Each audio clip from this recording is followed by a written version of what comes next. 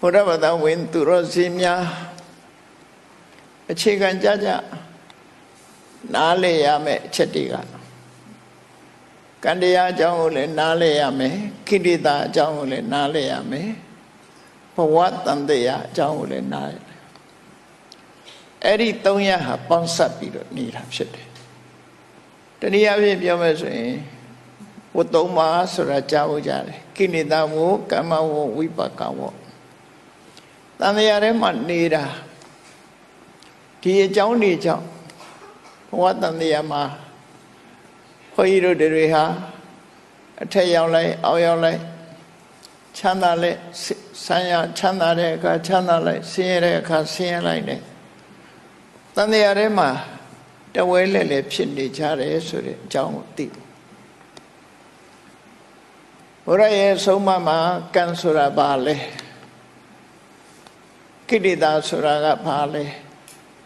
ကံကိလေသာကြောင့်ဖြစ်ပေါ်လာတဲ့အရာဘဝတန္တရာဆိုတာဘာလဲ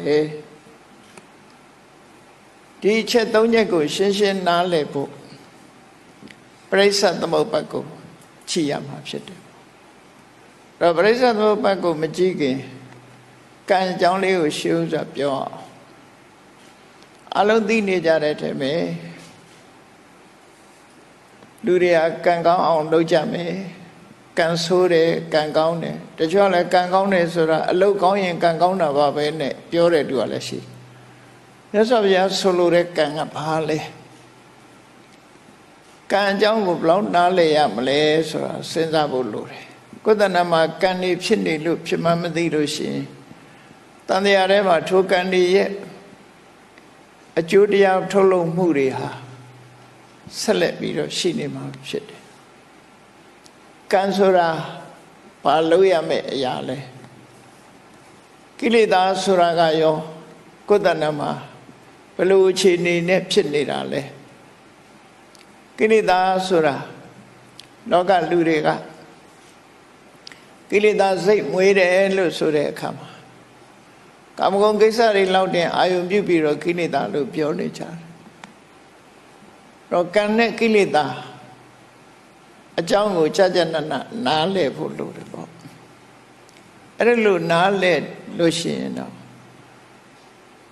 ဘဝတန်တရားထဲမှာကျင်လဲနေဖို့အတွက်ဒီကံနဲ့ကိလေသာပေါင်းစပ်ပြီးတော့လုပ်နေတာကောင်းတဲ့ကံပဲဖြစ်ဖြစ်မကောင်းတဲ့ကံပဲဖြစ်ဖြစ်ကိလေသာနဲ့တွဲဖက်နေတဲ့ကံတွေဟာဘဝတန်တရားထဲမှာလဲစီမှားချပဲဖြစ်တယ်ပေါ့နော်ဘဝတန်တရားလို့ဆိုတာကောင်းတာလုပ်လို့ဆိုတာလုပ်လို့ဥပမာပဲတစ်ခုပြောမယ်ဆိုလို့ရှိရင်ကုသိုလ်ကောင်းမှုတွေလုပ်ရင်ကံကောင်းလိမ့်မယ်လို့လူတွေကထင်ကြတယ်ဟုတ်တယ်သူတို့ရည်မှန်းတဲ့ကံကဘယ်လိုဟာတော့ဘဝမှာဆင်ပြေမယ်အလုပ်ကိုင်းတွေကောင်းမယ်ငွေကြေးဒနာတွေပြည့်စုံမယ်မတောင်းမတမကြောင်းမကြစားမယ်ယာရုဂုံသိစီစဉ်ဥစ္စာတွေတိုးတက်မယ်အဲ့ဒါကိုကံကောင်းတယ်လို့ပြောကြတယ်နော်သို့တော့မကောင်းတာဘာလဲလို့ဆို